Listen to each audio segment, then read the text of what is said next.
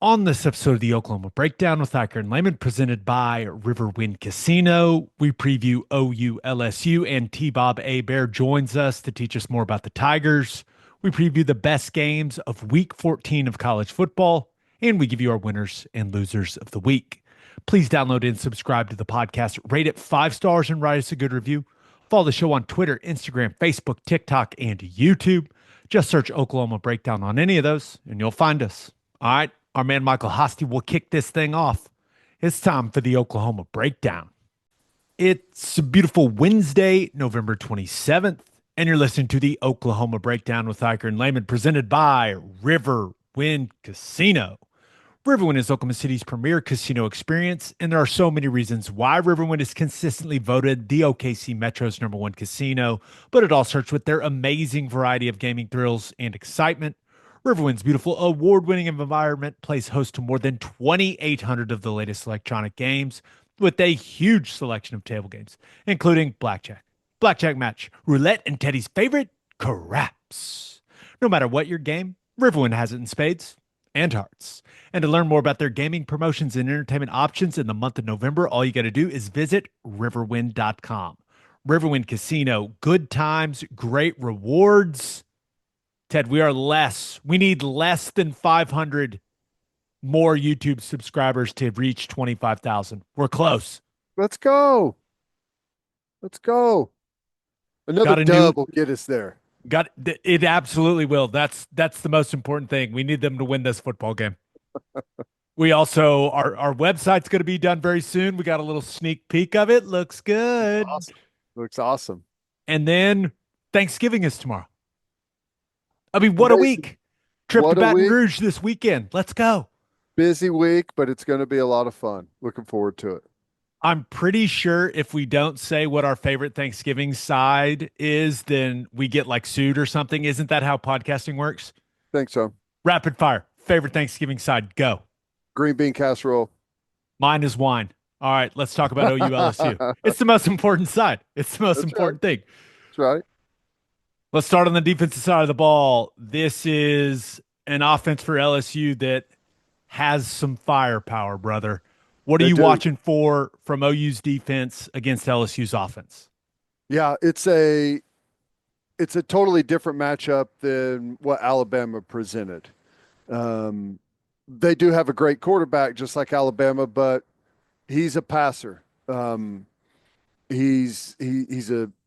He's a pocket player. He moves around. He moves pretty good, but he's looking to throw the football, not run it. They have two really good backs, Caden Durham and Williams. Maybe I'm in the minority, but I think I may like Williams better. Senior, he's got a lot of experience, moves real well, but both backs, I mean, there's not much difference between the two. They're both really good. You got several wide receivers. Number 2, Lacey.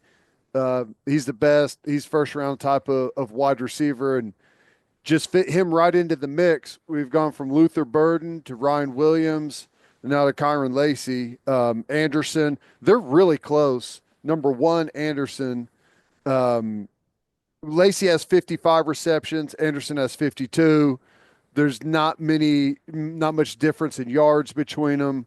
Touchdowns, they're fairly close. And then number 4, Daniels, is pretty good as well. He's got 39 catches. And the tight end, 86, Mason Taylor, they target him a bunch. He's got 52 catches. So Lacey at 55, Anderson at 52, and Mason Taylor, the tight end, at 52. Those are the three main targets. And they get them the ball in a variety of ways. Offensive line is excellent. It's a really good group. Curious to hear what you say about him. Campbell, the left tackle, he's fantastic. He's a great run blocker. He's a great pass blocker. He's other than the horrible stance that he lines up in, it's the only complaint I have about the guy. He's going to be the first tackle taken. He's excellent. It's really enjoyable to watch him play. But his stance is ridiculous. He is essentially standing straight up. but you really can't say anything to the guy because he gets everywhere he needs to get out of the goofy stance. It's crazy. And you know what's weird? He, he plays high, but the high stance almost like brings everyone up to his level, and he just manhandles them whenever everyone gets up high. They're fun to watch. I think they are. I mean, across the board, look really solid. Right tackle, the weak spot, maybe. A lot of people think that Emory Jones is an early round type of guy. What's the best way to put it? If I were the decision maker in the room, I would not pick him in the first 2 rounds of the draft. I have not seen enough consistent dominance from him. And it's almost magnified because you've got Campbell at left tackle constantly comparing, like you have that Yeah, constant comparison every snap as I'm watching the tape. And one guy is superior to the other. yeah. So I'm with you. I do not think like I think our Mason Thomas can get after Emory Jones. I do. Now, will he do it every single snap? No, because Jones is a Gets solid beat with player. speed quite a bit is what it looks like too. Is like maybe that's his weakness. So yeah, no, they're a really good group. So the run game you'll get gap scheme stuff and you'll get zone scheme stuff. They'll run the GT counter a little bit, some like one back power type looks, split zone, little bit of outside zone, but they're inside their one back inside zone stuff's really good. Just because they're so good at those double teams and working up to the next level. Um, but you know, the passing concepts, they've got a really interesting passing game. Whenever we watch teams, pretty much everyone, for as long as I've been watching football, runs, I mean, 80 to 90%, it's the same stuff. It all looks, I mean, everyone gets to it a little bit different. The way they do things looks totally different than what I'm used to. But you'll get a lot of the same stuff though. The way they space it out just kind of looks a little bit different. They love the over routes in the dig routes. You'll get the over with the dig in behind it, trying to clear out the middle and hit the dig. Just all kinds of different variations of high low. Two receiver routes, whether it's a back and a wide receiver, two wide receivers, a tight end and a wide receiver. They love to go to work on the flat player and try and put him in conflict. Try and get him to bite the underneath and hit it over the top of him.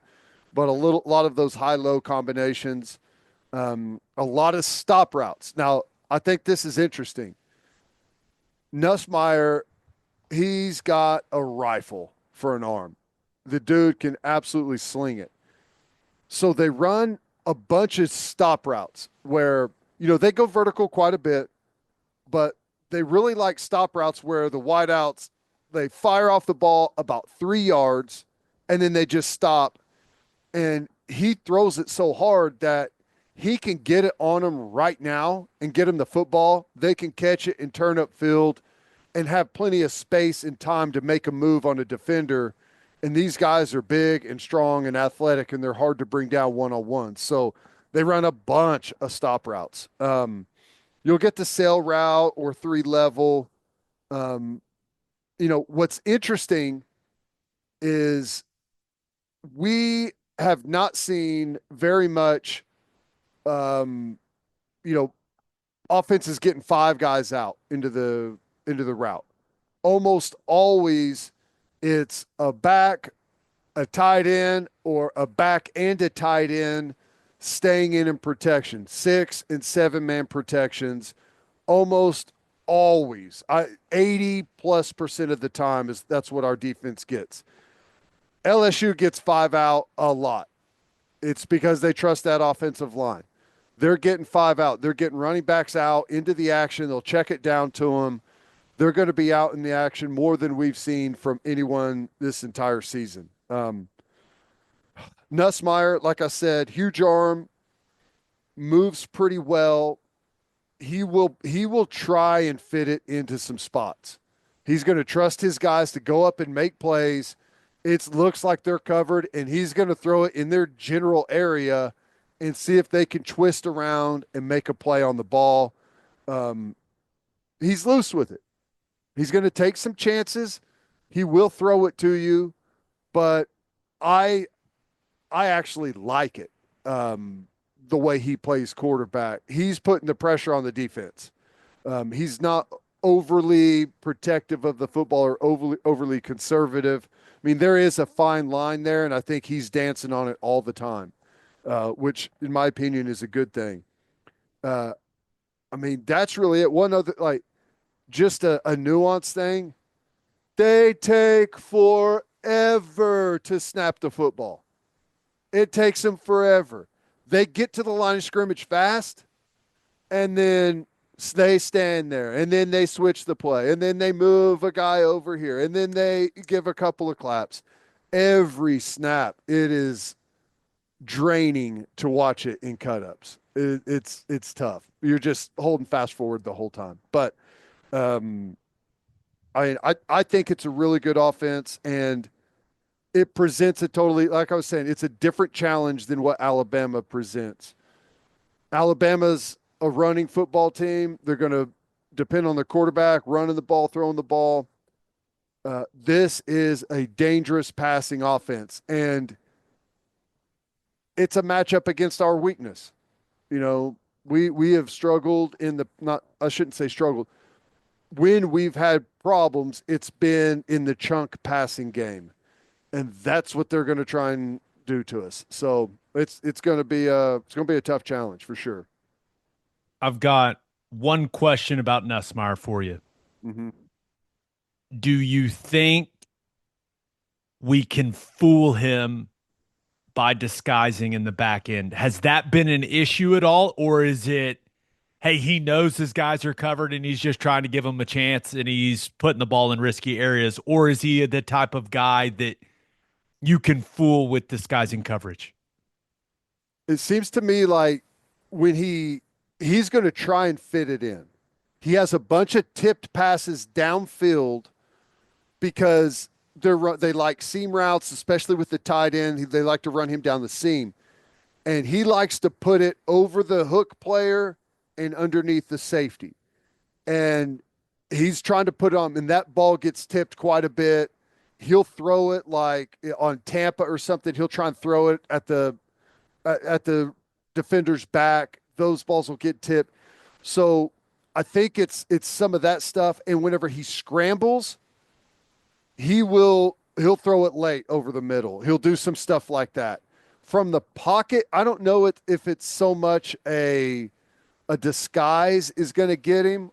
You know, I'm sure he's susceptible to some of that, but I think it's him trying to make plays and trying to fit it into windows, and then when he scrambles, making the late throw over the middle.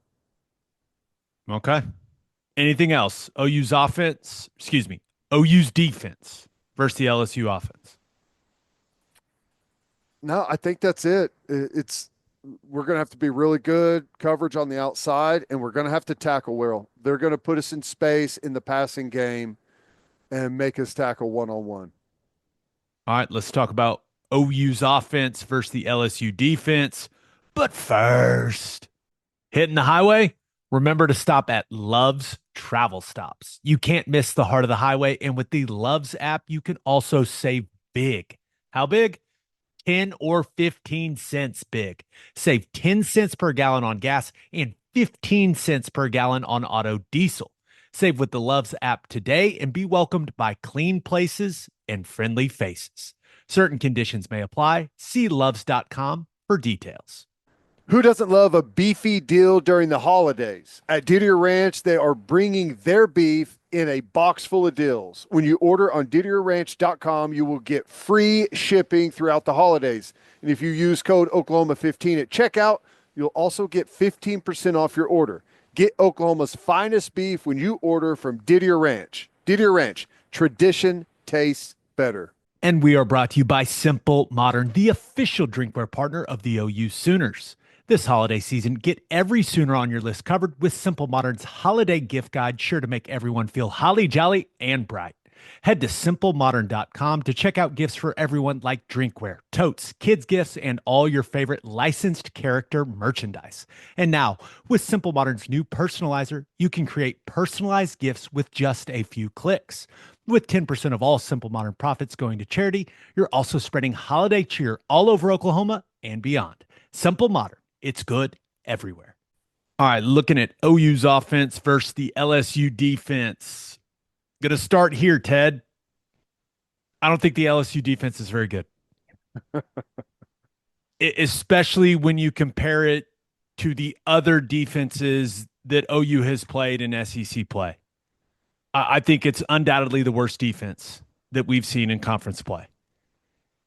And one of the main reasons I feel confident in saying that is it's hard to play really good defense if you don't have good interior defensive line play. And they do not have good interior defensive line play. They just don't. Now, I like their edge guys. Savion Jones looks huge. Love the way he plays. Braden Swenson, number 4 on the edge. A lot of twitch. I like the way he plays. Whit Weeks at linebacker, like the way he plays, but it's really difficult to play great defense if you don't have great interior defensive line play. And I think that is a big weakness for this LSU defense. Looking at what they do, I was watching their stuff, Ted, and they're a 4-2-5 team. They're mostly an even front team. They'll jump into some 4-down odd every once in a while, but they're an even front team. They've shown some 4-3 to some 12 personnel late against Bama when Bama was kind of just running the clock. They got into some bear against 12 personnel. And then I kind of came to the realization that I don't really know what they're going to do against this OU offense. Yeah. Because, Ted, why wouldn't LSU just come out and play man all game and stack the box with 7 or maybe even 8 guys every snap? We don't have our top 6 wide receivers, man. Why wouldn't they do that? I'm sure they will. I mean, after watching what the game plan was or ended up being against Alabama, you have to look at that and say they're going to try and do the same thing to us because I mean we just haven't had any success in the passing game all season. So, I mean, I'm with you. We'll take our chances, right? Play man, load the box, take our chances. I just don't know why they won't just come out and maybe just play an old school 4-3 defense or come out and play like 5-2 bear. Yeah. And just say, you want to run it? Here you go. I don't know if that's what they're going to do. Maybe they say, no. We're going to do what we do. That would certainly be a choice. But we'll see. And I think the goal for OU's offense should be to play the exact same style of game as you did against Bama. And yes, I don't just mean, hey, whoop them up and down the field and win 24-3. Yes, that would be incredible. I understand that. But LSU has dudes on offense. They're probably going to score some points. Mm-hmm. Nussmeier's, like you mentioned, Nussmeier he's a different threat in the passing game compared to Jalen Milroe. But those dudes on the LSU offense can only do so much if they're standing on the sideline. You have to dominate time of possession. You have to control the tempo and pace of the game. And it all starts with winning the battle at the line of scrimmage. And now we know this offensive line is capable of it. Bama's defensive line is better than LSU's. And we just saw this OU offensive line have a nice day against that Bama defensive line. There's no reason they can't go and have another nice day against this LSU group. Now, it's It's different doing it at home versus in Baton Rouge at night. You have to handle the environment. You have to be able to execute all the things that were so effective against Bama, the shifts, the motions, all the moving parts. You have to be able to do all of that while all those people are yelling at you. And it's not easy, but you got to do it if you want to win this game. And the bottom line for this offense, you got to run it well. You got to control the clock. You got to protect the ball. You do that, you're going to have a really good chance to win this game. You don't do those things, and you will lose. I think it's that simple, man. And that you got to be clean with all the pre-snap stuff. You do. And if you do that, and that's a lot, Ted, but if you do that, you're going to give yourself a great chance to win the game. Yep. You know, when you think about the Bama game, we had a nice night offensively, but it's not like we put up 500 yards of offense. We had 325 yards of offense. Okay. But we had 4 penalties for 20 yards as a football team. And we had the 1 turnover, but we didn't set ourselves back behind the chains a bunch. It was constant. Maybe it was a yard. Maybe it was half a yard. We didn't take a whole lot of tackles for loss, sacks, negative plays. We stayed on schedule. And that's going to be important. You know, I'm really interested to see, because you can't go do the same exact stuff Alabama did, because, I mean, a lot of that was new stuff we hadn't seen. LSU's, they're going to be ready for that. So you're going to have to find new creative ways to try and create the same kind of matchup, same situation where your guys can go have some success. What if I told you Texas A&M and Vandy had a lot of success with very similar concepts? Yeah, they did. I don't see any reason why you can't have success with the same stuff you ran against Bama. It comes down to execution. Mm-hmm. And if you target the proper guys, and it goes back to handling that environment, pre-snap communication for the offensive line and the tight ends is going to be huge. You got to know where you're going. Everyone's got to be on the same page. But all the stuff that we saw against Bama, all the different counters and power actions where there's flow to it, there's flow away from it. There's an inside option attacking the defense. There's a perimeter option attacking the defense. And you're reading certain guys on the defense to determine what you're doing with the football.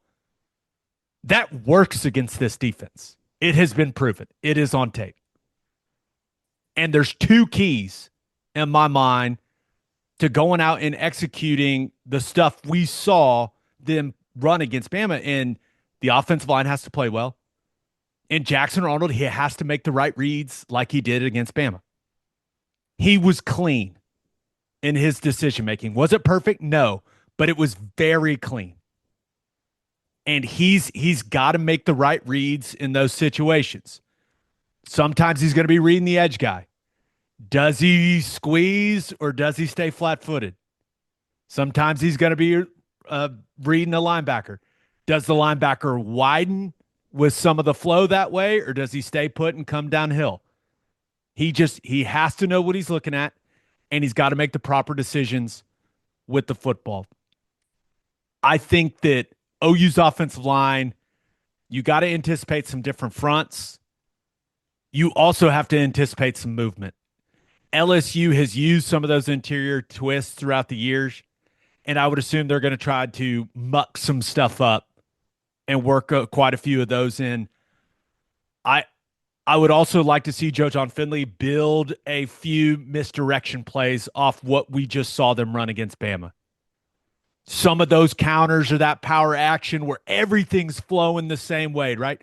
Backside guards pull in, you got the sweep action that way, and you're running a reverse. just build on some of the things you just had success with and throw it at them early so they're thinking about it. Mhm. I would love to see some of that. I also just watching this group for LSU, and it goes back to what I think about the interior of their defensive line. I think OU can have success with some of the stuff where they were running early in the year. Split zone, zone insert. Like if they can get movement in the interior on those double teams, if you can create movement at the point of attack and create some space, I don't see why you can't sprinkle in a couple of those plays and have success with it, especially they've had a tough time with split zone and fitting it. And a couple teams have run 12 personnel split zone where the tight ends are both on the same side and they both come back. It's interesting. It's like double split zone. Hmm. They've had a very difficult time fitting that. We talked about it leading up to the Bama game. Bama destroyed them with that inside zone quarterback follow play. I maybe you sprinkle it in there just to see if they figured it out. Yeah. Xavier Robinson, he's going to have chances one-on-one in space with the safety. That is going to happen. And what happens when those opportunities are there? I can't wait to find out. If he can make a guy miss, if he can rip off, and all you really need is for it to happen 2 or 3 times where an 8-yard run becomes a 48-yard run. Mm-hmm. So we'll see, but those opportunities are going to be there. Do you think we'll throw the ball in the in the game? What do you mean by throw it? Passing attempts? Yes. I I do think there's a big opportunity to throw the ball to the running backs out of the backfield in this game. I'd be surprised if Taylor Tatum and Xavier Robinson don't have several catches in this game because LSU is just not good at covering the running back out of the backfield. And it doesn't matter if the running back's in the flat. It doesn't matter if the running back is running angle routes, option routes in the middle of the field. It doesn't matter if it's running back screen. They don't cover the running back well. They just they're not good at it as a defense. Going back to the run concepts that were so effective against Alabama, I'm interested to see how Joe John Finley builds some play action off of those concepts. And we saw him try to get Alabama with some pop passes to Bauer Sharp there in the middle of the field. And to Bama's credit, they covered him. But can they find some ways to scheme some things open for wide receivers, whether it's an outside wide receiver looking like he's cracking a safety and then releasing up the field, just something like that, Ted, where you're able to steal a big play, just create a layup for Jackson Arnold, building on the success you're having with these run concepts. I'm not entirely sure what it is going to look like, but I have to assume that they're going to try some things. Yeah. And I think like some of that the toss stuff with the quarterback power off of it, that we ran quite a bit. You Yeah. know what Jackson Arnold told me after the Well, game? Because I said, "Man, you were faking the hell out of that toss." He was like, "Bro, Venables was all over me about emphasizing the fake all week." And I could imagine BV go, "No, you gotta fake the toss. You gotta sell it." I he just kept talked thinking about it about on the show at Rudy's. And it actually, whenever you see him do it, he's got like almost like a little crow hop, like an extra little skip in there to do it. And this is gonna sound stupid. It's like the most athletic Jackson Arnold's looked all year long. The fake toss on to set up the QB power play. He yeah, just he it looks just looks good. like an athlete doing it. But I think you could do some play action off of that for sure because it's a big movement that catches everyone's attention and just freezes them for a second. I think you could boot off of that. I think you could just fake it and then run some type of combinations downfield. I mean, you can do a lot of stuff with it. What happens if you just toss it and run the You toss have play? to eventually, don't you? Right? I mean, you would assume they faked it a bunch against Bama. Maybe you just toss it the first Yeah. time. But I do think you have to take a couple shots down the field in this game, especially if LSU comes out and they're really stacking the box. I'd love to see them take a shot early. Who you take that shot to? JJ Esther. Hester? Yeah. Kind of got to be, doesn't it? He seems like the best candidate for that role, but if you're going to take a shot on a guy, it is number 14, Zy Alexander. Now, he's been having to cover some really good wide receivers in this league, but those really good wide receivers in this league are running by him. So, can you work in a deep shot or two? And he is a guy, 14 is a guy you can double move. First play on offense for Vandy. Lil slant, almost slant and go, 63-yard touchdown. Ooh. First play on offense. Little play action. Looks like is he going to crack the safety? No, he's going straight up the field. Touchdown. Threw it right over their head. I imagine you take a couple of those shots in this game to try to keep them honest in the back end and to try to create a little more space around the line of scrimmage for you. But one other pass game thought. The last two games, they've been playing Devon Keys, number 42, at nickel. He's a freshman, and he's an inside backer. Hmm. And they're playing him at nickel. And I mean, he's not like he doesn't look like Kip. He looks like Kobe. Huh. Interesting. He's like a sawn off 6 foot, 235-pound inside backer playing nickel. Hmm. It's hard for my brain to register it as I watch it on tape. But the guy can really run.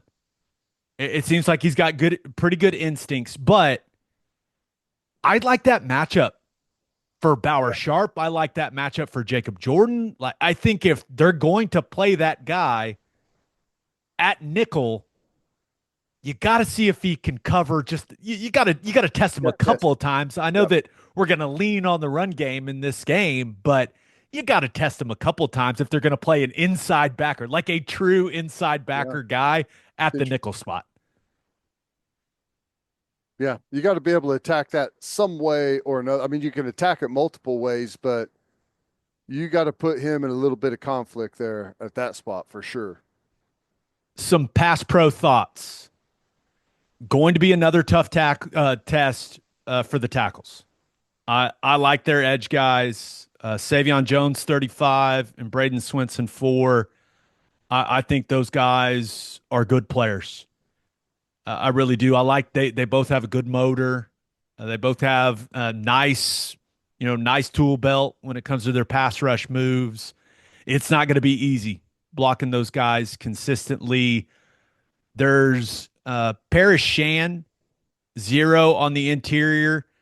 The thing he does best is rush the passer. He is I don't think he's good in the run game at all. I think he gets moved off the ball consistently. I think double teams are a big issue for him, but he does have some twitch there in the interior. So you got to know when you're blocking 0 if you're one of the interior linemen and you're on an island, right? You've just got him big on big. But as far as some of their third down, they're like second and long, third and long looks. They like double mug. And we saw the Sooners struggle with some of those concepts early in the year. I would imagine that LSU is going to see if they can have some success with that. They also do some interesting things. They get in like an overload front. So you've got 5 up on the line of scrimmage, but you got 4 guys to one side. And they do some twists out of that. They want to create, a pass rusher on an island with the tackle to the one side. but they haven't been, overly effective out of that stuff. It doesn't look as crisp as I assume they want it to be. But one interesting thing about the overload look is they got a safety that's, I don't know, 10 yards, 12 yards deep that's got the running back man to man in that look. Swing it to Xavier Robinson. Let's see what the guy can do. Make him tackle. Yeah. It's very similar to what I said. Hey, he's going to have some opportunities. It's going to be one-on-one in space with the safety. Can he make a miss? Other than that, I I think I think this is a team, and I'm trying to decide if I'm letting the way that this offense looked against Bama affect me too much. Yeah. And maybe I am. But since Joe John Finley has taken over, they've run it well, man. Yeah. And if Jackson Arnold takes care of the ball and doesn't force things when they're not there, like he didn't against Alabama, right? When things were covered, he either took off and ran or he just threw it away. Mostly just took off and ran. If he just takes care of the ball, doesn't make any critical errors in the passing game, I think this is a defense the Sooners should have success against running the football. Like, they're not as good as Ole Miss. They're not as good as Missouri. They're not as good as Bama. They're not as good as Auburn. They're not as good as South Carolina. They're not anywhere close to Tennessee. They're just. I think I can't remember if I talked about it on here or not. At one point, they were rated lower on total defense than everyone we've played this entire year except for Temple. The defense is the weakness of the football team. I'm not breaking any news here. Right. And I do believe that the interior of the defensive line, when you turn the tape on, it's clear that is a weak spot of this group. I would be paying more attention to the secondary and studying those guys closer if I felt like we had some guys that could run some routes down the field. I'd be more interested in those matchups, but I don't think that's going to be a big part of what Oklahoma does in this game. Right. So it's going to be run game and then trying to work a few play action passes and maybe creating a few matchups, whether that's against 14 or against 42. Mm-hmm. I feel like that's going to be the game plan going into Baton Rouge on Saturday night. Yeah, and I like it. Like you said, keep that offense of theirs on the sideline. If we can run the ball, maintain possession, move the clock, I feel pretty good about it. Don't feel great, feel pretty good. All right. Defensively, we've got to keep a cap on their wideouts, not let them get any easy, explosive plays down the field, and try and get that run game going again on offense, and we could have a nice day. It's crazy how differently we feel about this team after that Bama game. Well, it was. I'm over here being super positive about the offensive line and the run game when, I've been one of the biggest critics of all of that this year, but I have to choose to believe that they're going to carry the momentum from that game, right? I mean, that's what I have to believe in my heart and my soul, Ted. I just have to. I'm with you. They performed well against Alabama, but there were no crazy, like, we didn't have guys making one-handed catches with two guys draped over the top of them. It was all just pretty straightforward stuff that we dropped the only touchdown pass we had in the end zone. That's what I'm saying. And then missed the field goal right after it. Normally that happens in a game. It's like, oh, here we go. Here's the death nail. It is a game plan we should be able to replicate. I can assure you LSU's defense is not thrilled to have to play against it. Yeah. It's a lot of moving parts, man. It is. A lot of communication, but it's up to this offense to build on the momentum from the Alabama performance, and you got to go play well on the road in what I am told is the most hostile environment in all of college football. And I cannot wait, man. I'm so Gonna be excited. awesome. Gonna be awesome. All right, let's get to call your shot. We asked you guys the number one thing you'll be watching for in OU LSU. This first one comes from Sooner Said. What's up, Sooner Said? He says, I want to see Eli Bowen lock up those NFL wide receivers. Hopefully, we can get some Jacoby Johnson some more run. Yeah, Eli Bowen has pulled some tough duty. It's first round wide receiver after first round wide receiver in this league, and he's done a Who really good job. who do you think the best they got is? I like one. Anderson, Yeah. yeah.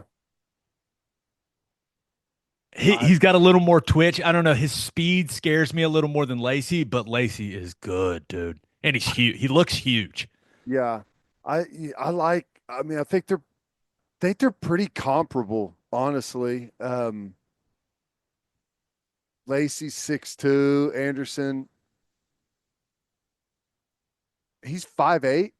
Yeah, he's small. Okay. I'm thinking of 4. Daniels is 6'2", 205. I mean, I would probably say Lacey, but I mean, they're all really solid. There's not a huge difference. But I feel totally confident putting Eli Bowen on pretty much anyone, as crazy as that sounds. I mean, he may not win every battle, but he's going to be there. You know, he's he's good. A lot of people think Ryan Williams may be the best wide receiver in college football already. Jeremiah Smith would like to have a conversation. There's no doubt about it. That kid, there's some ridiculous freshman wide receivers in college football this season, Yep, but Eli Bowen was excellent. He's great.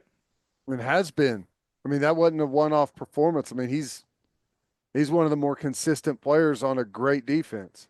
So I feel good about it now. Um, I just like our problem hasn't been coverage; it's been turning guys loose. That's what we can't have. This other one comes from Adam Lamonque, Lamanque. That is one fancy name. Hmm. Lamonque. That's what I'm going with, Adam. I'm sorry if that's wrong. He says, how do we handle success? Post Texas 2023, bad news. Can we handle it post Bama win?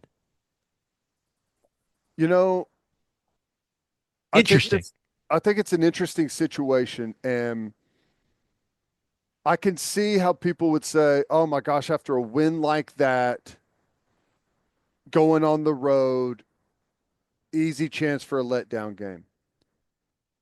I don't think that's the case.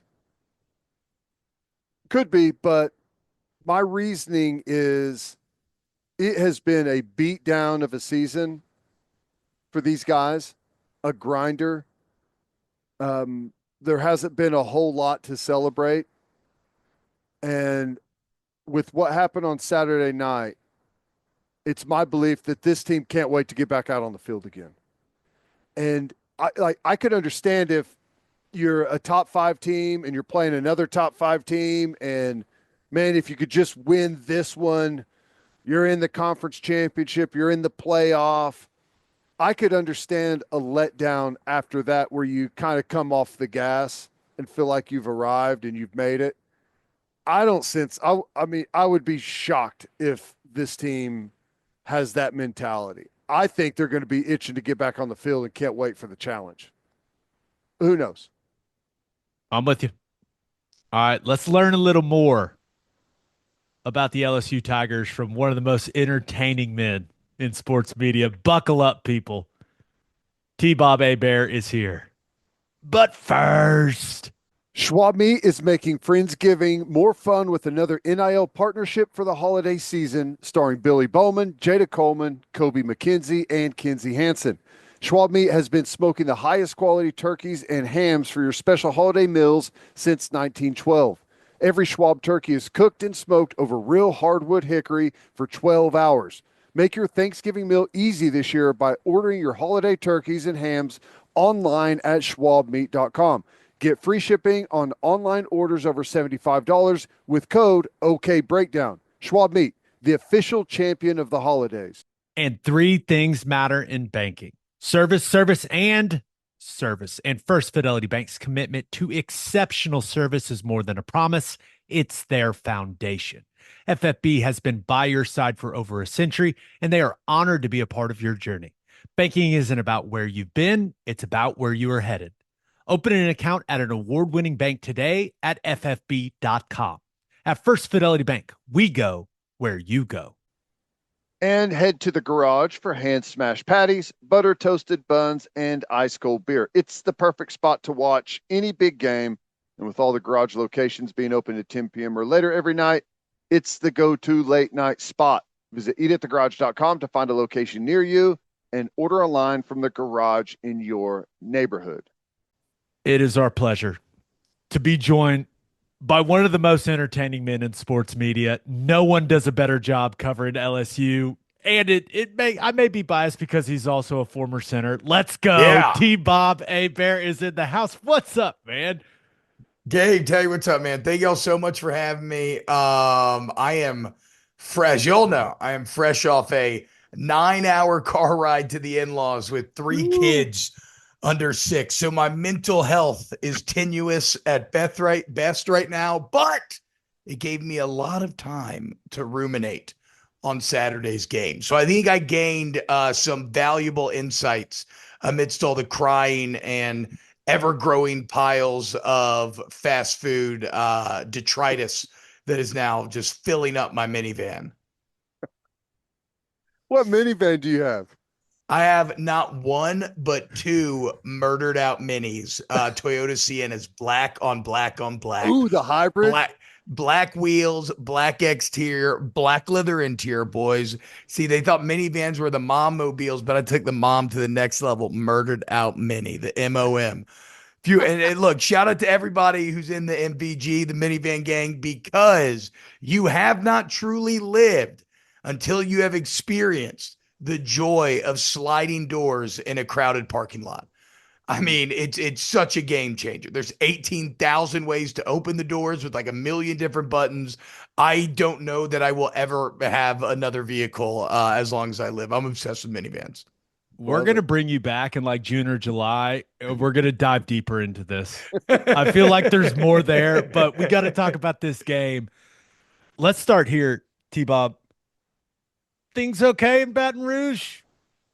So, everything all right? Seems a little tenuous down there. It's the vibes are not great, right?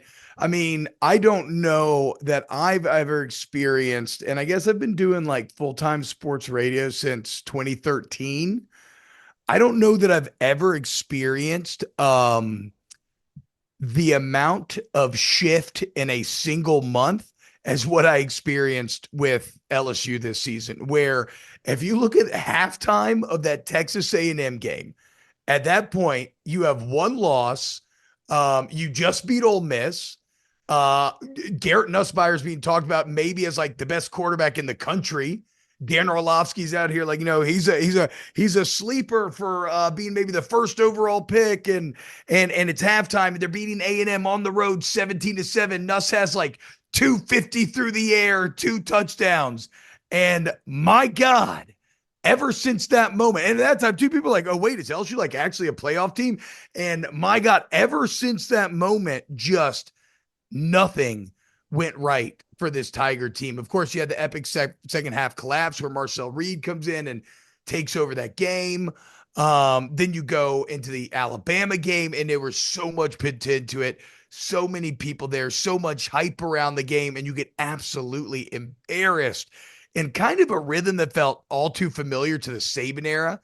So for it to happen, in year 1 post Saban, in Death Valley, year 3 of Brian Kelly. And you're like, okay, well, look, 10 wins are still in play. Chaos is still in play.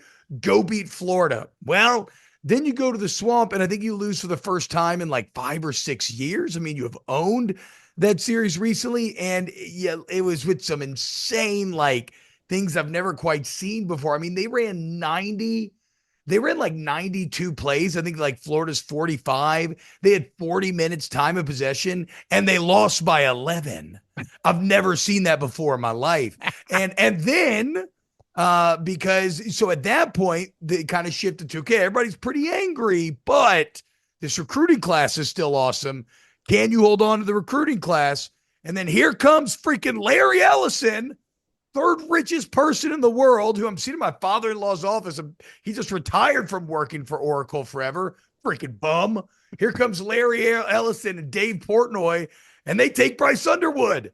And now they're trying to take Jakeem Stewart, the number one D tackle that's out of New Orleans. So it has been, again, a shift from halftime of the game in one calendar month that I have never quite seen before. But it does. I was thinking about this a lot, though, with Saturday's game, guys, because I know right now the vibes are probably really high coming off of OU's just dominant win over Alabama. I mean, that was awesome. That was such like just, I mean, that's the stuff that linemen dream of, that box score. I mean, just sheer, utter physical domination. Feel the opponent of your opponent's will break in your hands. But like overall, I know that this season hasn't been necessarily what Oklahoma fans wanted either. And so like this whole drive, I'm like, dude, I just like, it's the last week of the season. We wait all calendar year. We beg and we pray and we fight our way through the offseason to get to when the actual football is being played. I don't want to waste any of this week worrying about recruiting classes, worrying about long-term ramifications, worrying about the playoffs, worrying about legacies, worrying about coaches, worrying about buyouts. You know what I want to think about?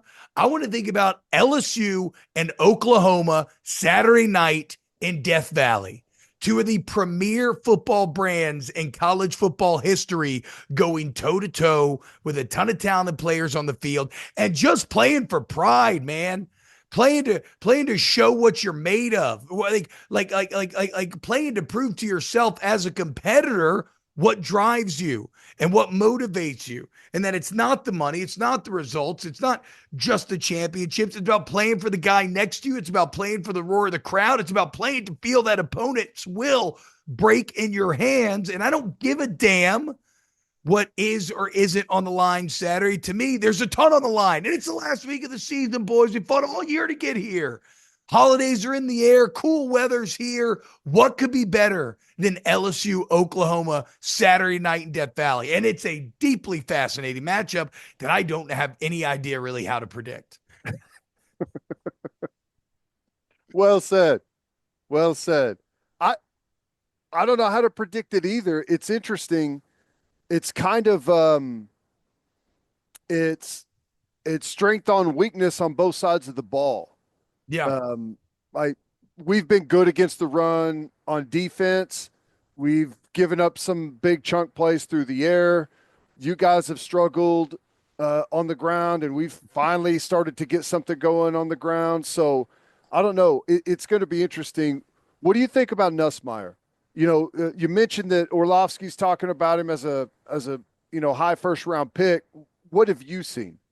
I'm a big Nuss believer. I think that this is Garrett Nussmeier's first year starting, and I know that he's an upperclassman, but y'all can appreciate this. Yeah, like he's been there for a while, but it's his first year starting. So by definition, like every game has its rhythm, if you want to get down to every play having its rhythm, but every season has its rhythm as well, right? And so this is his first time experiencing the rhythm of a season.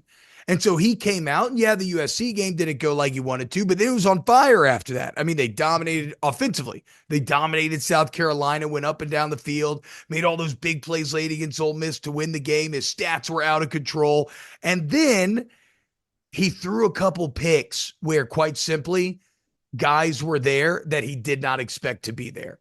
And he is a quarterback that ultimately is at his best when he's gripping and ripping with anticipation, where he's trusting his reads and he's able to throw into the space because he knows that receiver is going to break behind that linebacker that's dropping back in the zone, right?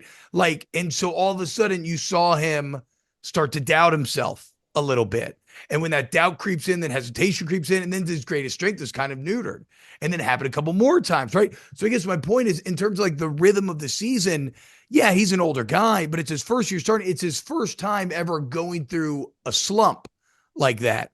And although I think it was a pretty friendly matchup in terms of Vanderbilt's defense and maybe where they're strong and whatnot last week, I thought it was really good to see him climb out of that slump and put together a really solid game and gain some of that confidence back, because I do believe he has all the tools to be one of the best quarterbacks in college football and a high NFL draft pick. I mean, especially if I'll be interested to see what his grade is after this year. But if he chooses to come back, I mean, and also I'm probably biased towards recent LSU history, right? Where Joe Burrow year one starting was okay. I mean, you go look at those numbers, it's really nothing special at all. I think it's like 16 touchdowns, like 6 picks, like something like that. Like, it's not crazy. And then the next year, he had this otherworldly explosion. Jaden Daniels, first year starting at LSU. It was okay. There was a lot of good, but there was a lot that needed to be improved on. He has this crazy explosion. So I'm not expecting Nuss to win the Heisman or anything like that, but he has the physical skill set. He has a big arm. He has a gunslinger mentality. And when he's playing with confidence, he can be as good as anyone in the country. So I am very bullish on Garrett Nussmeier long term.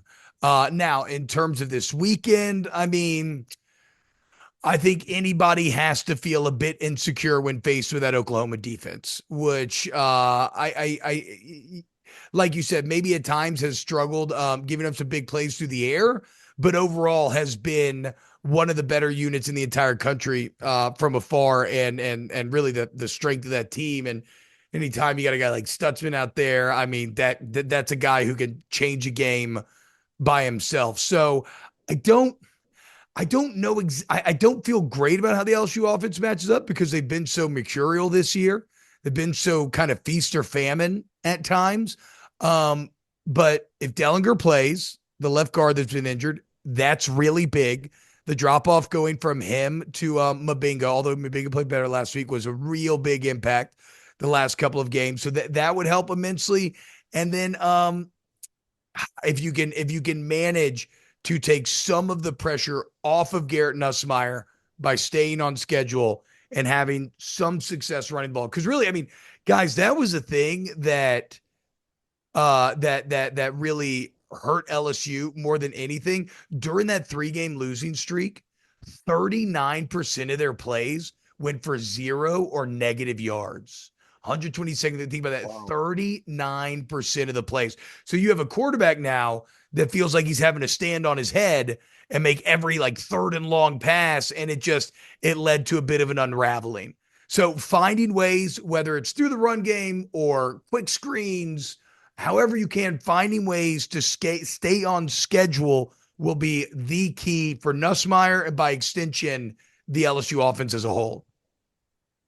Looking at the defense, T-Bob, is the LSU defense any good? So it's weird, man, Gabe. I think that they're because I'm going back and forth. Like, I like some of the pieces. I like the edge guys. I don't think the interior of the defensive line is very good. I like Weeks at linebacker. Yeah. They look long and athletic in the back end. I don't know how much we're going to throw the ball in this game.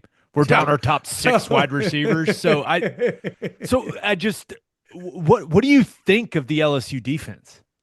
So it's interesting. First off, LSU spent about $10 million this offseason remaking the defensive staff. They get rid of Matt House. They bring in Blake Baker as DC. Ironically enough, a guy that Brian Kelly let go originally. They bring in Corey Raymond to coach the corners. Ironically enough, a guy that Brian Kelly let go originally. So kind of admitting maybe to some day one mistakes. They go get Bo Davis, which was massive. I mean, Bo Davis is a D-line coach making $1.5 million a year. But the results speak for themselves. You are absolutely correct. If we just look at pure talent, The edge guys are awesome. Swenson's really good. Savion Jones really good. They got good young talent there. Weeks, awesome. Outside of that, you kind of have a lot of guys that are not nearly as talented maybe as what you had last year, but are playing way better. Like this is what I say, this is what I've said pretty consistently about the LSU defense all year long is I think the coaches are maximizing that group's potential. It's not to say that here and there you can't be better, but they're kind of squeezing blood from the stones. Like this is not as talented defense as they had last season, but the results have been strikingly better. Better discipline in better positions, play harder, tackle better. Safety's a big weakness. Safety's probably the biggest weakness of defense. And like you said, now it's funny because the interior D line, I love those guys because they're not talented, but they fight their ass off.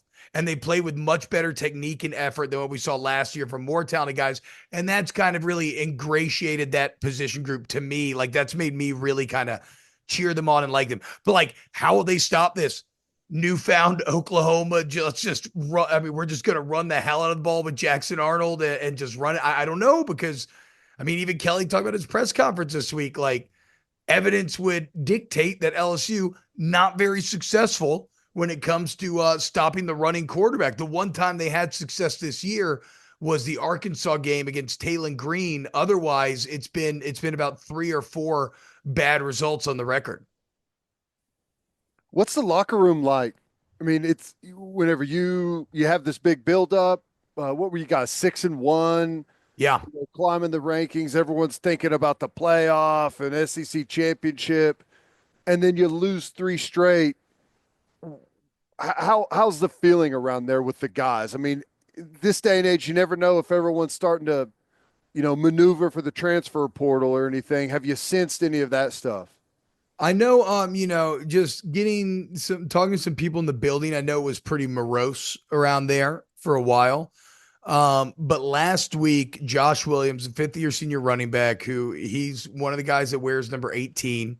Number 18 LSU is a tradition that goes to kind of the, not the best player, but like the best leader, right? The guy who's supposed to embody like work ethic, leadership, all the kind of intangible qualities that coaches love so much. Josh Williams, Greg Penn, who wears 18 defensively, and a bunch of other senior leaders basically called a players only meeting ahead of the Vanderbilt game and just had an open conversation with, look, we are not performing up to the standard. We have to execute better. And the coach said they got to put in better positions to succeed. Absolutely. I agree with that as well. But the players took it upon themselves to say, look, this is not us. We're not playing the level we need to. No excuses. And I'm sure things in that meeting were said like, I don't give a damn about, SC championship playoffs, anything like that. Like all we got to focus on is this next game. And where that message, I think, became especially impactful is Josh Williams had his best game of the season last week. And it's not even close. He went out there, I think he had like 130 total yards, like 90 on the ground. I think another like 40 through the air, breaking tackles, scored touchdowns. And so you had you had a moment where the leader kind of took it upon himself through words to set an example, but then through his actions on Saturday, followed through on those words. So I'm not going to say that the vibes are high, but I mean, isn't this the thing about college football though? We all know it, man. It is wild how much a single result changes the dynamics. Just getting a win. I mean, it's so funny. Like, tell us that, I man. know exactly, right? That's what I'm saying. You know better. Yeah. Exactly. Y'all have been Right. going through it too this year. It's like one of those things where like, and I always laugh because like sometimes coaches want to get sensitive or this or that. And I'm like, look, I know it's a tough job and you're out in the public eye and you are, you are the target of a lot of talk and criticism. But the beauty of football is, unlike many parts of society, it is actually a meritocracy. Like, if you win, everybody loves you. If you lose, people are going to be angry. And it's that simple. And it's so funny, right? Because, like, okay, LSU loses to USC. All of a sudden, I'm getting texts and calls like, Brian Kelly's golfing all summer. He's not there. He's checked out. Then you're 6-1, and I haven't heard anything in weeks. And sure enough, you lose two more games, and it's Kelly's out of touch. He's always on the golf course. And so like, and that's just one example. I've seen that time and time again, whether it's Miles Ogeron, like I've seen that in my decade plus of doing this. I've seen that so many times. This is just really drilled home this idea that nothing is ever good or bad in a vacuum. It only matters about the results. And unfortunately, even though a win against Oklahoma would go a long way, super long way towards making people feel good and feel much better about the direction, unfortunately, this year for Kelly has been, it's been a failure, frankly. But again, that's okay. That's whatever. Those are they're going to attack the portal like everybody. We'll see where the future goes.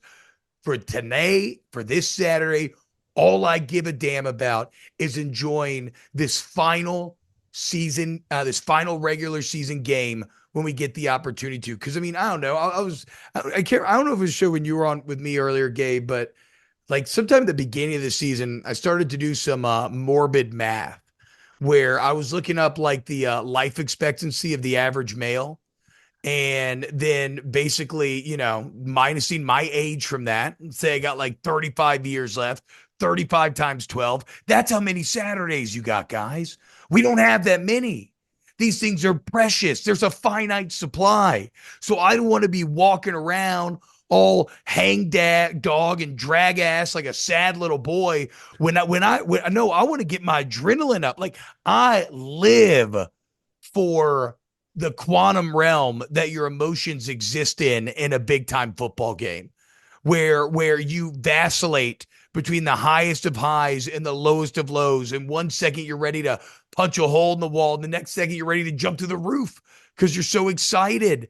And so I mean I'm getting goosebumps just thinking about Saturday. It's that old poem, once more into the fray, into the last good fight I'll ever know. To live and die on this day, to live and die on this day. I used to think about that all the time playing. I still think about it watching, and that's what I'm thinking about going into Saturday. Once more into the fray, boys. Just an absolute electric factory. One more question for you. A lot of OU fans coming to this game. Yeah. Give us what they need to do in Baton Rouge. It's going to be a night kick. I would assume a lot of them are going to get in on Friday, spend a day maybe, or maybe some are just coming in Saturday morning. What do OU fans have to do? Like, what's the true LSU experience? I mean, if it's like younger listeners, or maybe some guys who don't mind being the bit of the awkward old guy at the bar, like for the younger listeners, Tigerland, especially the place Fred's, is kind of like a Baton Rouge institution as far as bars go. Maybe for like a Friday night or something. But I mean, restaurant. Well, I mean, there's a ton of places, right? Like Rufino's is a classic, Phil Oyster Bar. But look, regardless, you'll find somewhere to eat on Friday. You'll find somewhere to go drink. That is what it is. I think on Saturday, this is actually going to be a really special day because there's not a lot of animosity between the fan bases. It is going to be stunningly beautiful weather, and we never get that. It's been 80 degrees every day. I think it's going to be like in the 60s or something, maybe in 50s. And like I said, both teams are kind of playing for pride. If I had to guess, now there's always going to be, some negative interactions, I'm sure. It's a college football game day, right? Of course. But on the whole, I think it's going to be an incredibly welcoming crowd. Gumbo will be out and about with the cooler weather, like delicious food at all the tailgates. So I honestly think, man, I think it's going to be a very friendly, welcoming atmosphere for the fans. And I think it's going to be a really cool experiences for the two fan bases to get together. And I think it's going to be a lot of fun. I think there's going to be a lot of friendships made and a lot of return invites to Norman sent. But yeah, I mean, if you're going to be out there Saturday, I mean, go early, right? Just hang out all day and just walk around. And if you just kind of, I'd say, man, just approach people and just be like, hey, what's up, man? We're in town. We're looking at, they'll hand you a beer and hand you some good food, and you'll have a really good time. We're the cast-offs.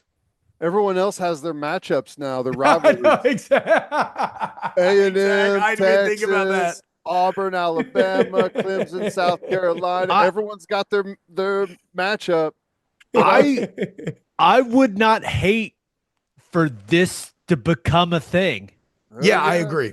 I agree. And I think it will over Rivalry time. week, OU, LSU. Like that, sign me up. That sounds It awesome. makes it makes a lot of sense. And I mean, more often than not, the stakes will be higher for this game, which will only make it crazier and crazier. But here in this first edition, I like this setup, man. I again, I really do, because this is a mental and physical toughness check for both these teams, a gut check, right? What are you made of as a man? What drives you? Are you internally motivated, or are you only externally motivated, right? Can you find it within yourself to go fight and scratch and claw and have some fun on Saturday? And yeah, I think, look, with time, this game's going to get more and more intense, and the legends will be written as we have, overtime games and crazy finishes and whatnot. But I just can't wait to I really cannot wait to see this first edition. Wait, so what's the deal? So the new OC 2 weeks ago, the entire offense has changed pretty drastically, no? Like a slower tempo, way more QB run. Like, what have been the biggest changes thus far? Everything. Yeah. I Everything? mean, it really, I would assume it's going to be the same game plan against Alabama. Yeah. And it really is just QB driven read run game with they essentially are getting to run concepts that have an option to attack the interior of the defense or an option to attack the perimeter of the defense, and the quarterback's reading it out. Mm. And sometimes the flow's going all the same way, sometimes it's going opposite ways. They're sprinkling in a little zone, a little pin pull into it, but it's really it's a lot of stuff that has given the LSU defense trouble. Yeah, no, I know. I know. I It's a I lot of think stuff that A&M had success with. I think that we've borrowed some of it from Vandy, Yeah, yeah, yeah. and there's way less of RPO pass game. We were an RPO driven, like inside zone, read it out RPO team to start the season, and it did not go well, my friend. I think Yeah. the story is kind of like we've had so many guys injured on the offensive line and Yeah, I all knew of our that. wide receivers.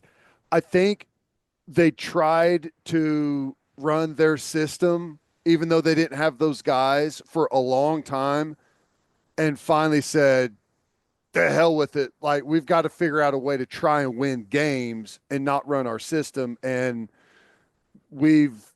it's taken us a couple of games, but we've gotten here. Yeah, it's the classic, square peg round hole theory. And it's something that I kind of thought nowadays was pretty much universally accepted in coaching, that you can't really be a system guy. You have to be willing to kind of adapt the system to your players. But injuries do change that, to be fair, right? Like, I think it's probably harder for a coach to adjust on the fly when it's just mounting injuries causing these sort of drastic changes. But yeah, I mean, I feel, I hope they don't do well Saturday. But I did feel a lot of, because first off, screw Alabama forever. I loved watching them get their ass kicked. That was awesome. But I felt very good for an Oklahoma O-line that I know has dealt with a ton of adversity this year, been much maligned early on, especially, to go out and put a performance up like that. Like, that's a game that those cats can carry with them the rest of their lives. And so I was pleased for them from afar to see that, for sure. We're bringing the modern triple option to Baton Rouge on Saturday, Hell brother. yeah, Buckle up. dude. Hey, Let's man, go. you're the best. I appreciate you, man. Thank you. I gave our Ted. Thank you so much, man. This is super fun.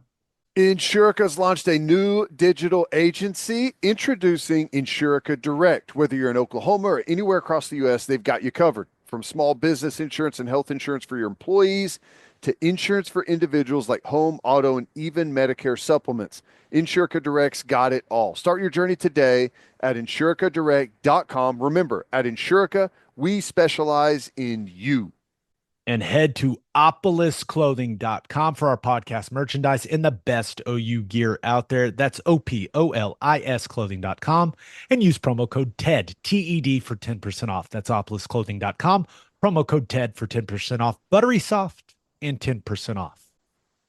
It is the last week of the regular season. Mm. Week 14 of college football. Let's start in College Station. Texas A&M. Ted, the rivalry is renewed, and my goodness, is there a lot on the line?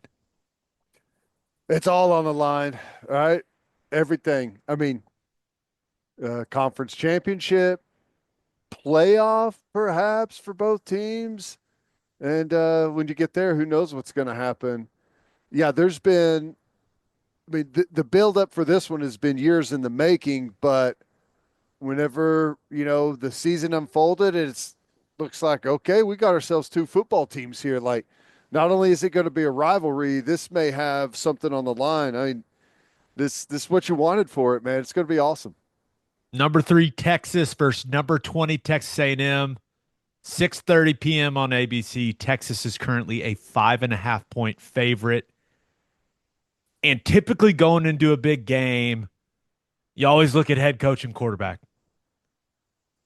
And it's hard not to like Texas after going through that exercise. Yours isn't perfect, but he's got a much larger body of work than Marcel Reed. And even as much as we like Mike Elko, you got to give Sarkisian the advantage there. And I also, out of all the units in the game, I think I trust Texas's defense the most. They've been Really good. rock solid.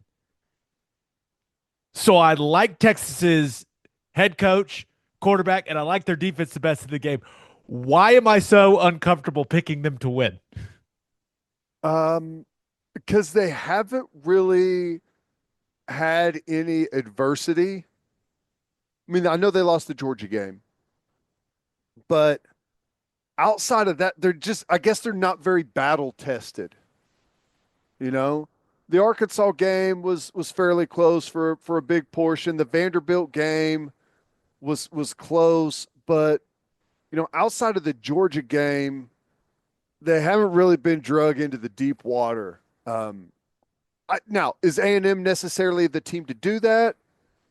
I don't know, but that's why it's hard for me to just say, don't overthink it. It's Texas. You got to remember the biggest game they've been in, the Georgia game, their quarterback got benched. Ewers got benched in that game. So I don't know. I feel pretty strongly that Texas is the better football team, but that doesn't always mean you're going to win the football game. So I think that's just kind of where the struggle is a little bit. I think Texas is the better team. I think they're the more complete team, but I also think that it is going to be crazy at Kyle Field on Saturday. Mm-hmm. I mean, that is going to be an elite atmosphere, even though they're coming off a loss. I think A&M fans will have already erased that from their memory, and they can only see red because Texas is coming to town. And I think the key to the game for A&M, you got to slow down Texas's run game and the layups for Ewers. If you can slow down the run game and the quicks and the bubbles, and you can force Ewers to play from the pocket, second and long, third and medium to long, like that's the formula for A&M. But that's not easy, Ted, because Texas has some really talented guys that Steve Sarkisian gets the ball in space. He does a masterful job of getting those guys easy catches in space. Yeah, no, it's true. I guess my biggest question, or I maybe not question, matchup I'm looking forward to is A&M's defensive line against Texas's offensive line. Um, both really good groups. Ewers is, I mean, he can move around. He's not a statue back there, but if you start to get pressure on Quinn Ewers, he becomes average really, really quickly. He doesn't have some of the tools some of these other quarterbacks have out there that sometimes when you pressure him, you may put yourself in a bad spot whenever they get outside the pocket or make a guy miss. So, like to me, if Texas' offensive line can hold up against that defensive line, I mean, that's going to be very hard for A&M to overcome, in my opinion. If This that's not a is decisive like edge for them. this is a redemption opportunity for Texas's offensive line. They've had, it feels like forever ago that they beat Michigan. And they played well against a really good defensive line for Michigan. But since then, they've had one marquee game and they got embarrassed. Yep. They got straight up whooped. So Kelvin Banks, Jake Majors, Cam Williams, like this group has the opportunity to prove what it's all about. The entire country is going to be watching this game. And what are they going to put on tape? Because they have the opportunity to change the way that people talk about them and the way that people are thinking about them. Because a lot of people, when they think about this offensive line right now, the first thing they think of is how it went against Georgia. Yeah.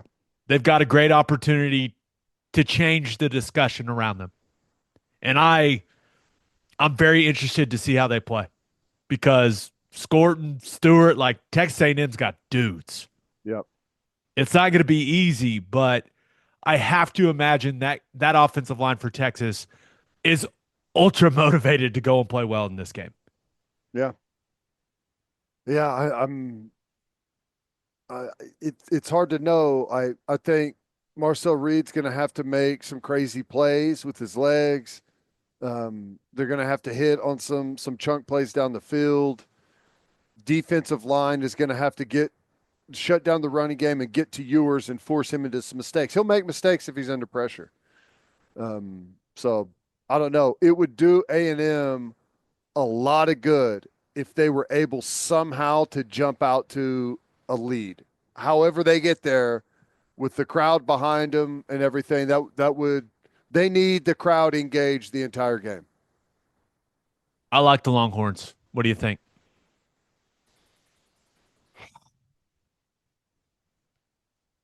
I don't know. It's so hard because I would probably take A&M in the six in plus the 6. I'd probably favor Texas to win the game. I'm curious to see how Texas they just haven't really been punched in the mouth other than by Georgia, and they couldn't answer the bell. So I'm curious to see how they respond there. But like on paper, it says Texas, right? But we'll see. We'll see if A&M, like I said, can drag them into the deep water. I'm excited for that game. Yeah. Too bad it's going to be going on while ours is. DVR's already set, baby. Yeah. Already set. Let's move to the state of South Carolina, shall we? South Carolina, number 15 South Carolina traveling to number 12 Clemson. 11 a.m. Central kickoff for this one. Clemson is currently a 2.5-point favorite. And I think it could be this simple. Which team runs the ball better? Is it the combo of Lenore Sellers and Rocket Sanders, or is it Phil Maffa and Cade Klubnik? And now Klubnik's he's an athletic guy. He's not exactly the weapon. I don't think he has the strength that Sellers has, but he's got some wiggle to him. But I think both teams are really going to want to emphasize running the football in this game, and I kind of lean towards South Carolina's combination in that matchup, even though I think Maffa's a really good player. Yeah. Um, Give me South Carolina. We both really like South Carolina. I'm shocked that Clemson's favored in this game. Who do you think has the better quarterback? Klubnik has been pretty solid this year. Yeah, but he's been solid against Citadel and Pitt and Virginia Tech. And you know, nothing against those teams, but the schedule Clemson's had to go or South Carolina's had to go against is really tough. They are battle hardened. They've played the best of the best, and Clemson hasn't seen anything like South Carolina's defensive line. Nothing close to it. And Clemson is I haven't really dug in on what their offensive line is like this year. I know it's improved, but they've had I mean, it's been a big problem area for them over the last couple of years. Um, I don't know. Sellers statistically may not match up with Klubnik, but he's missed a little bit of time. He's gaining experience and getting better as he goes. And I mean, I feel the same with Sanders. I don't know. Maybe I'm already SEC biased, I guess. It's it's just hard to pick against South Carolina after seeing that team in person. Yeah. It's a good looking football team. It just is. Now, I do think South Carolina's offensive line against a solid Clemson defensive line, that's a big time matchup. But if this game was in Columbia, I'd have zero hesitation picking the Gamecocks to win. But it's not. And there's a ton on the line for Clemson now that they're ranked 12th. I also have a little hesitation after watching Brady Cook in Missouri move the football the way that they did against that South Carolina defense. That was one where I watched it and went, that's interesting. But yeah, I'm with you, man. Give me South Carolina. And maybe it's just because I love Shane Beamer. Maybe that's it. Easy to root for. Easy to root for. But Clemson, clearly they got to win this game. They need Miami to lose at Syracuse to make the ACC title game against SMU. But if they win convincingly in this one, even if Miami wins, like I think they'll be in. Like if they handle South Carolina, they win, by a touchdown or by 10 points and they look good doing it. I think they'll be in the playoff, which is a very interesting scenario. And I'm not sure South Carolina, chaos is very possible. We just saw it last week, but what if South Carolina beats Clemson by like 17? Just smokes them, 3-score game. I don't know. I mean, I like teams that are battle hardened, and Clemson's played one top 25 team, Georgia, early, and they got handled, but How'd that one go? did not go well. Bloodbath. South Carolina's played 1, 2, 3, 4, 5 top 25 teams when they played the game. And, they played well in all of them except for the Ole Miss game, right? Ole Miss got them, and that can happen with Ole Miss. But maybe I know more about their roster, but I feel like the majority of the better players are on South Carolina's team. I really am just wondering how bad South Carolina has to beat Clemson to get into the playoff. I know. And I have to assume that's a discussion that's taking place within those walls for South Carolina. Like, hey, guys, we got to go make a statement. And I think that creates a very interesting dynamic for this game. Well, The one thing that has hurt South Carolina is at one time it looked fantastic, but you know, they lost to LSU. LSU season's kind of falling apart.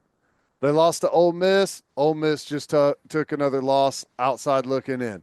Lost to Alabama.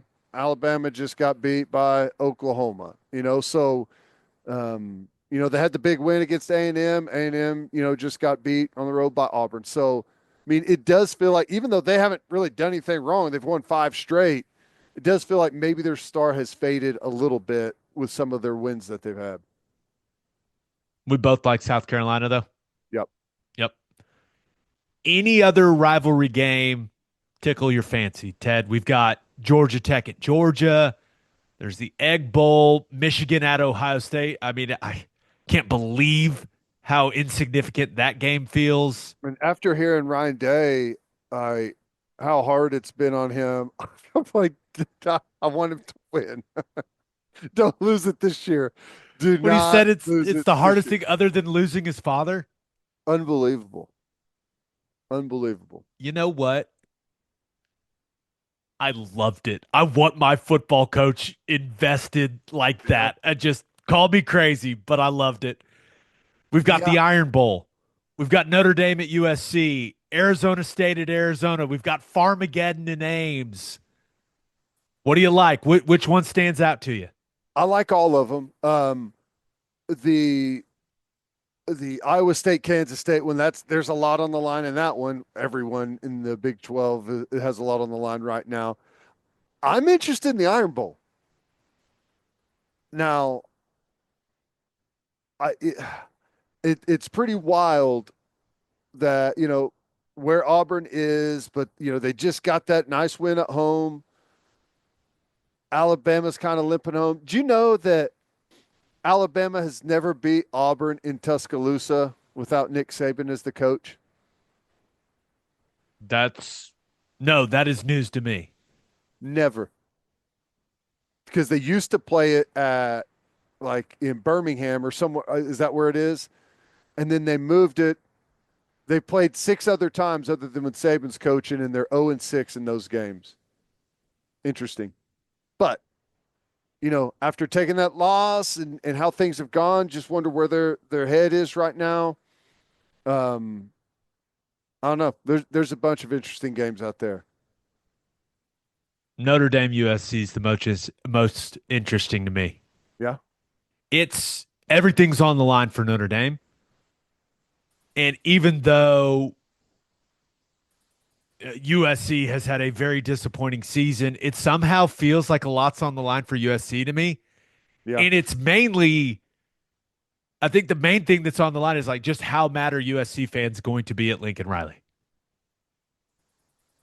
A win would go a long way for him right Yeah, it would go. It would go a long way. I think it would mean a ton to that fan base, and it feels like USC really needs it, and it's obvious why Notre Dame needs it. You win this game, you're in the college football playoff. And while I don't think USC is a very good football team this year, they are capable of beating Notre Dame if Notre Dame does not show up at the Coliseum and play well. Yeah.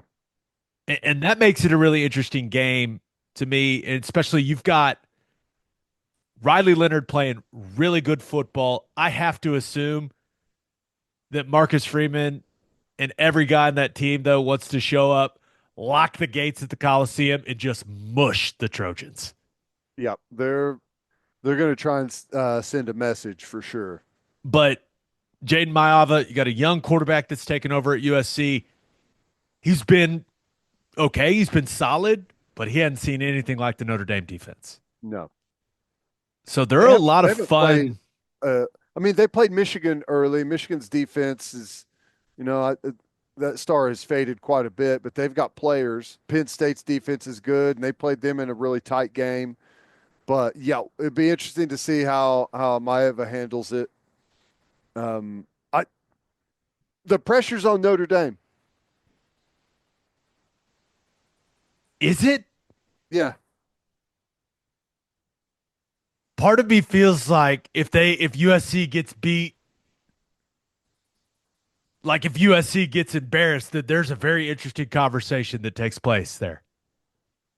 Yeah, But I don't know if you categorize that as pressure. Clearly, the game's more important for Notre Dame right. because of what's on the line for their postseason. USC, they've taken their lumps, man. They lost 5 out of 7 games in the middle stretch of the season. Um, like once you get over that, like once you go through that, like the threat of losing another game isn't nearly as bad, you know? You're just like, it's fine. I kind of feel like they're in a position, and I don't know the dynamics there, but where you could just kind of go out and play free and see what happens. Um, we'll see. I Give me like Notre Notre Dame. Dame. Yeah, give me Notre Dame. All right, let's finish up with our winners and losers of the week.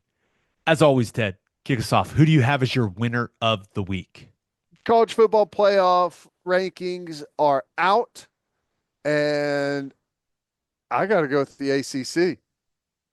All of a sudden, you look up and you got Miami at 6, you got SMU at 9, and you got Clemson at 12.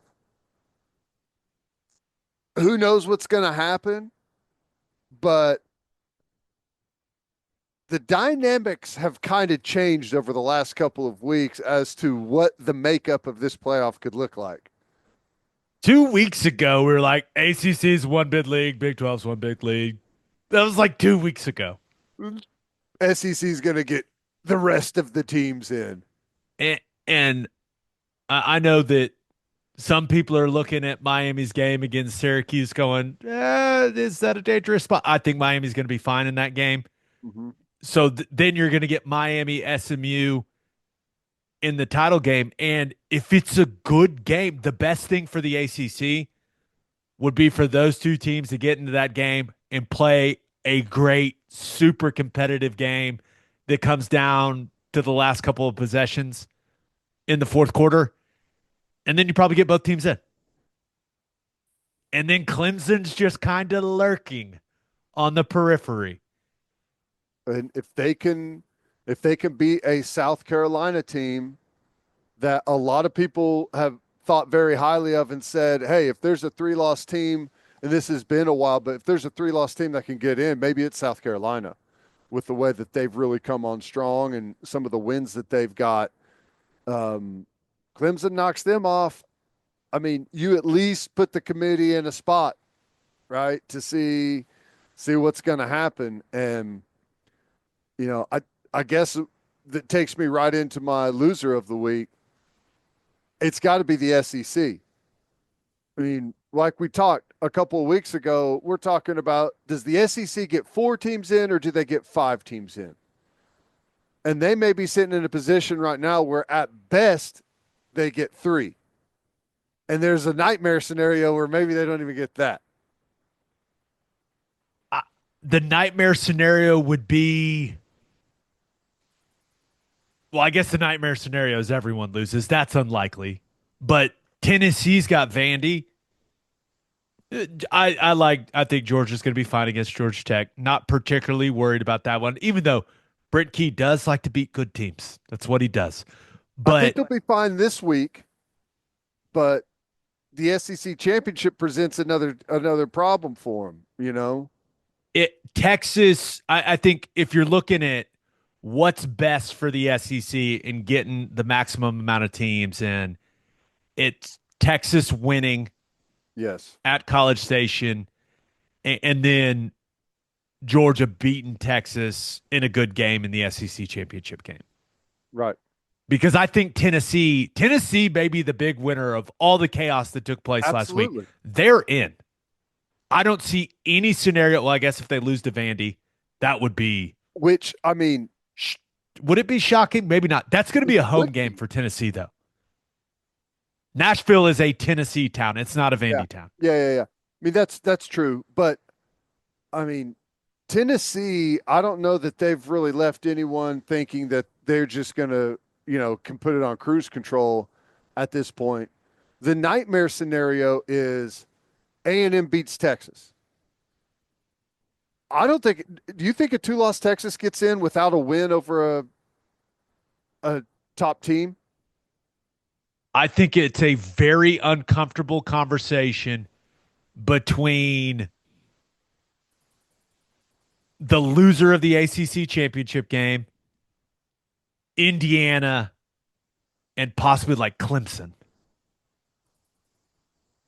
And I don't know if Texas is going to win that discussion. I think they would because of the caliber of players, because of the brand. I think because they're, even though their schedule has not been good, like they're in the SEC. Right. I Well, okay. I think like a one loss Indiana or a two loss Texas. Now the next step of that though is they lose to A&M, and A&M beats Georgia in the SEC championship game. Then A&M's in and Texas is out. I feel What about Georgia? Out Georgia's in. with 3 losses? Correct. I am of the belief, and I have no way to prove this because this is the first year of this, but I am of the belief that teams will not be punished severely for losing in the conference championship game. I could end up being very wrong. It's a weird precedent to set. It's a weird spot. I mean, so How you'd about have to this? put How about Georgia this? in over Texas, right? How about A&M beats Texas this weekend? Yeah. Not hard to imagine that happening, right? And then they go and they play a good game against Georgia and lose in the SEC championship game. Let's say they lose by 7 or by 3. Great game. You can't put Texas in and leave A&M out. You can't. We just watched them beat them. Can't do it. That's why I think like those last 3 spots, man, that's going to be a very fun conversation. Fun for us on the outside looking in, right? Yeah. If OU was part of it, I just wish we were part of it. Oh my gosh. Well, it's crazy though. And then how about the Big 12? You talk about nightmare scenarios, brother. Yeah. I mean, There is a path to them not getting a team in the playoff. correct. And it's not that unlikely. Boise State and Tulane win in their conference championship games. I mean, you look at they're going to climb, and maybe Arizona State loses. Who's ahead of them? One of South Carolina or Clemson is going to fall because of an extra loss. I mean, I don't even know. I mean, who would be the team that would be clearly in? Iowa State has to win it all. BYU, Arizona State beating Arizona this weekend and then winning the Big 12 championship game in. is in. But what happens they win this weekend and then go and lose? That's where things get very interesting. And we still have to figure out who's even going to play in that game. There's like 256 scenarios or whatever heading into the weekend. 8 teams have a chance to get in. They better hope it's a couple of 2-loss teams. Yes. But there is a world where Tulane goes and just stomps Army in the American Conference Championship game. And there's a very uncomfortable waiting period for the Big 12. Because remember, it's the 5 highest ranked conference champions. There is nothing in that language that says every champion of the Power 4 has to be in. Right. So if Boise wins their conference championship game and then Tulane wins their conference championship game, and they both do it in very impressive fashion, then depending on how things work out in the Big 12 championship game, things could get very interesting. I ultimately think the Big 12 champion is in, Mm-hmm. but I would love to see an uncomfortable period of time where it's being debated. It would be fun. This is this is what I've wanted from college football for a long time. We're going into the last week of the season, and I'm looking here. The the number 24th ranked team in the country, Kansas State, has a chance to get in. Right? And not everyone, but most of the teams between them and number one have some type of avenue to get into the 12 team playoff. That's what you want. You want all of those fan bases engaged at this late in the season. No doubt about it. All right, let's get to my winner and loser. But first, Lucy Breakers are 100% pure nicotine pouches with an extra burst of flavor, and you can get them delivered right to your front door. Go to lucy.co and use promo code BREAKDOWN at checkout for 20% off your first order. That's lucy.co and use promo code BREAKDOWN. My go-to Lucy Breakers, 4 milligrams, mint. It's all I need. Perfect for the golf course. Pop one in before I walk the dogs at night. Fantastic. I know some of y'all are more hardcore. You're going to want the 8 milligrams. They got them. Don't worry, they got them. Lucy Breakers come in a variety of flavors, including classics like mint, but they also have got berry citrus, espresso, and mango. You can even set up a subscription to make things even more convenient. Level up your nicotine routine with Lucy. Go to lucy.co and use promo code BREAKDOWN for 20% off your first order. And here comes the fine print. Lucy products are only for adults of legal age, and every order is age verified. Warning, this product contains nicotine. Nicotine is an addictive chemical. My winner of the week. You heard our guy T-Bob mention it. Michigan football. Now they're bowl eligible. It's been a bad season, but hey, they won the national title last year. You get to have a bad season after you win a national title, I suppose. But this Bryce Underwood thing is wild. If you were unaware, Bryce Underwood is a 5-star quarterback. He is the number 1 recruit in the country in the class of 2025. He also happens to be from Michigan. But he had been committed to LSU until last week when he suddenly flipped to Michigan. And a 5-star flipping to the flagship school in his home state, it's not the craziest thing ever. Until Dave Portnoy told us the details of what happened. I mean, he said he gets a call from Michigan. Hey, a donor wants to talk to you. And he basically said he was like, I want to handle this thing, this QB thing on my own. I don't really feel like talking to anyone.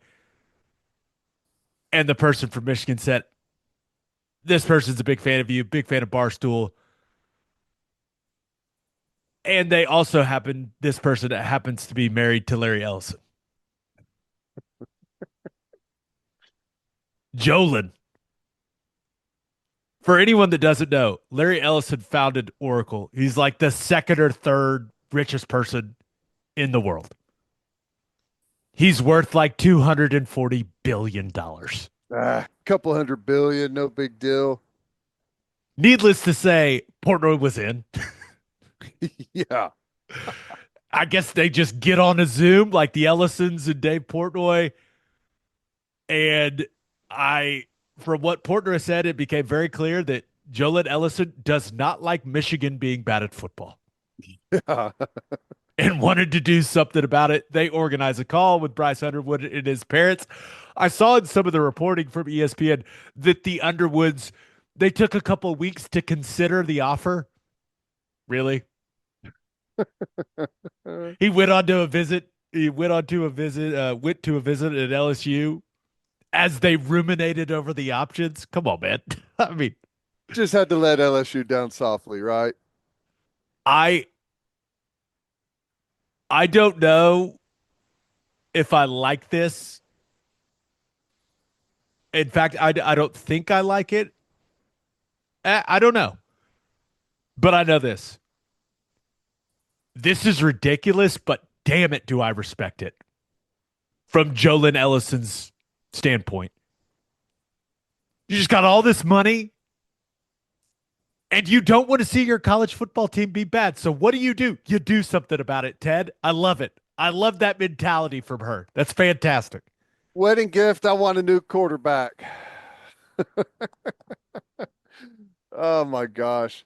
Yeah, it's crazy that this is where we are. I don't like it, but I like that they took him from LSU. Same. I'd rather him be playing at Michigan than at LSU. Completely agree. That was my first thought. It's like, well, at least he's not in the SEC because everyone said this kid is going to be an absolute star. Yeah. And we'll see. But I guess LSU didn't find out until Adam Schefter broke the news live on ESPN. Oh my gosh. Which is crazy because that's not really his game, you know. I mean, pretty big deal though. It's wild. I don't what they say, like 11, 12 million bucks, something like that. Yeah. But they had to take some time to consider what they wanted to do. I Okay. mean, Portnoy's got a ton of money. Um, but when someone steps in with $200 billion, like how do you think they divvy up the check on that? I'm guessing Jolyn was just like, we got it, man. Don't worry about it. Just sign him to a Barstool deal or something. Yeah. And I think he said they're doing like a Black Friday merch deal for Underwood Yeah. where he said all the proceeds go to Bryce Underwood. Yeah. That's a good way to not sell anything except for to Michigan people, I guess, right? Just wild, man. Crazy. I don't know what's going to happen once the revenue sharing stuff starts, but I do think things like this, they'll just label it as marketing. And, until these guys are employees and there's a collective bargaining agreement, like this is fair game, man. Yeah. It's wild. My loser of the week. It kind of just made me sad seeing it. Mack Brown. I've had a few encounters with Mac over the years, and he's awesome, man. Super nice. He's just a delight to be around. And he'd come out and said, hey, I have every intention of coaching at North Carolina next season. And North Carolina came out and said, hey, man, no thanks. And he's won more games at North Carolina than any other coach. And sometimes these things just end this way, Ted, but he's going to coach against NC State this weekend.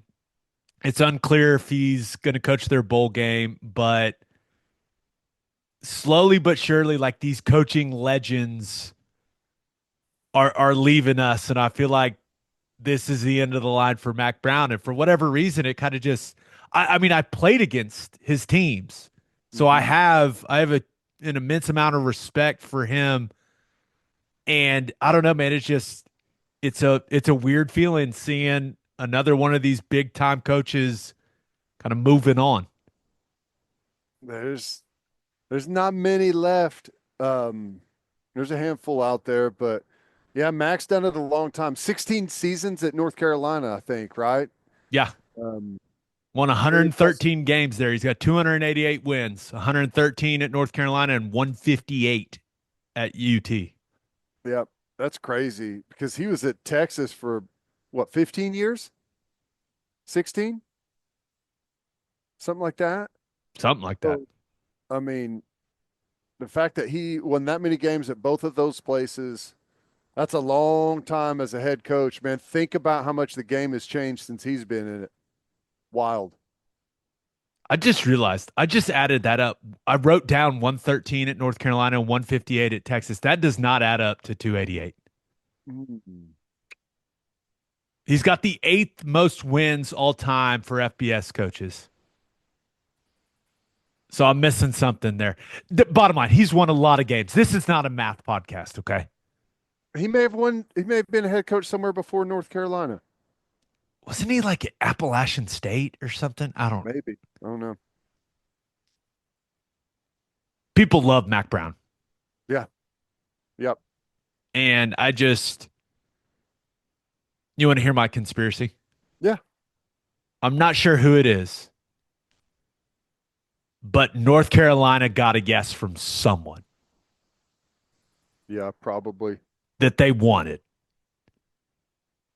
And I don't know if it was their number one target, but it feels like this may have been a situation where it's like, oh, yeah, Mac, you'll be back. And then you're getting pushed out. He's got 3 years left on his contract. Yeah. So he's No. getting nudged out the door. And I would assume that they've got their guy lined up. I could be completely wrong, and they may do some big search. I know that Bubba Cunningham came out and said, oh, we're starting the search immediately. Are you? Yeah. Better. Yeah. It's kind of late in the game to be starting the search. A lot How of people good of a job is North Carolina? They say most people think of it a lot higher than most coaches think of it a lot higher than what maybe most college football fans think of it. There's a lot of access to talent there. Your schedule is good, tough, but it's not a killer like it is in the SEC. A lot of people have theorized that Dan Mullen might be up for that North Carolina job. I know the Summerall at Tulane's name has been thrown around, so we'll see. Going from the Tulane color palette to the UNC color palette would just be strong. And there's that light blue that they wear is kind of similar. He'll try to pull some things off. Like he's got some polos that are close. He's gonna wear them and try to be like, is anyone gonna say anything? 3 active coaches have won a national championship. Kirby, Dabo, Mack Brown. It's crazy, isn't it? We're losing one of them. We'll see what happens the rest of this year. Feels like there's going to be a third, but we'll see. Only 3, and we're losing one of them. Nuts. That's nuts. I hope Mack Brown enjoys retirement. He's a delightful person. He'll be on TV or something, don't you think?